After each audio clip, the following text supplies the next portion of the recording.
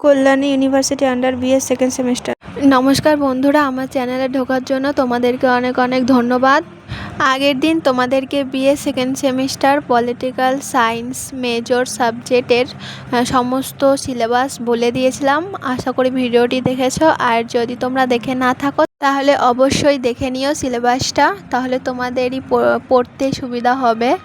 তো আজকে আমরা নিয়ে এসেছি ইউনিট 1 থেকে সমস্ত 2 মার্কের কোশ্চেনগুলো, মানে যেগুলো পরীক্ষার জন্য ইম্পর্টেন্ট, সেকেন্ড সেমিস্টারে আসতে পারে, সেইগুলোই বেছে বেছে আমি তোমাদের জন্য লিখে নিয়ে এসেছি। তো চলো প্রথম প্রশ্নটা কি আছে দেখে নিই।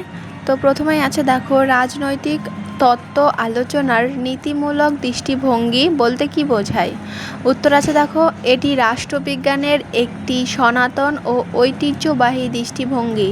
এই পদ্ধতিতে রাজনৈতিক ব্যবস্থা কেমন হওয়া উচিত, যেমন আদর্শ, ন্যায় বিচার, স্বাধীনতা, সাম্য, তা নিয়ে আলোচনা করা হয়। এটি মূলত মূল্যবোধ, নৈতিকতা এবং দর্শনের ওপর ভিত্তি করে গড়ে উঠেছে। প্লেটো এবং অ্যারিস্টটল এই দৃষ্টিভঙ্গির অন্যতম সমর্থক। তারপরে দেখো 2 নম্বরে আছে, আইনগত প্রাতিষ্ঠানিক দৃষ্টিভঙ্গি কি? উত্তরে আছে, দেখো, এই দৃষ্টিভঙ্গিটি মূলত সরকারের আনুষ্ঠানিক কাঠামো ও আইনের ওপর জোর দেয়।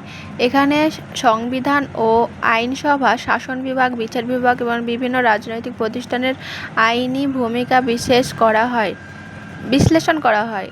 এই মূল সীমাবদ্ধতা হলো একটি রাজনৈতিক ব্যবস্থা বাস্তব বাধ্যতামূলক আচরণকে উপেক্ষা করে। তারপর দেখো 3 নম্বরে আছে, রাষ্ট্রবিজ্ঞান আচরণবাদী দৃষ্টিভঙ্গি মূল বৈশিষ্ট্য কী? লেখো।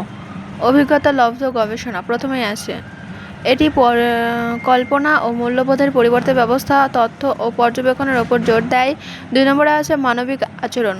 রাজনৈতিক প্রতিষ্ঠানের চেয়ে মূল্যবোধের রাজনৈতিক আচরণ, ভোটদানের ধরন এবং সিদ্ধান্ত গ্রহণের প্রক্রিয়াকে বেশি গুরুত্ব দেয়। ডেভিড স্টোন এই আন্দোলনের অন্যতম প্রধান নেতা।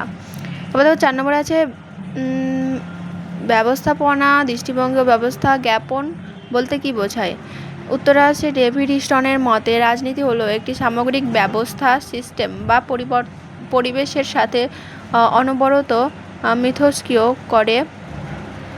এটি মূলত ইনপুট বা দাবি গ্রহণ করে, তা প্রক্রিয়াকরণ করে এবং আউটপুট বা নীতি ও সিদ্ধান্ত হিসাবে প্রকাশ করে।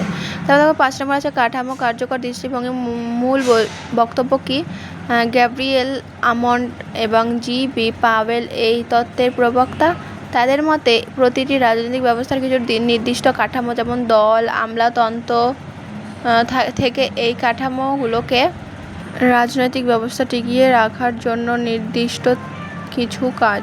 তো এই ছিল তোমাদের সমস্ত প্রশ্নের উত্তর। ভিডিওটি ভালো লাগলে সাবস্ক্রাইব করে পাশে থেকো।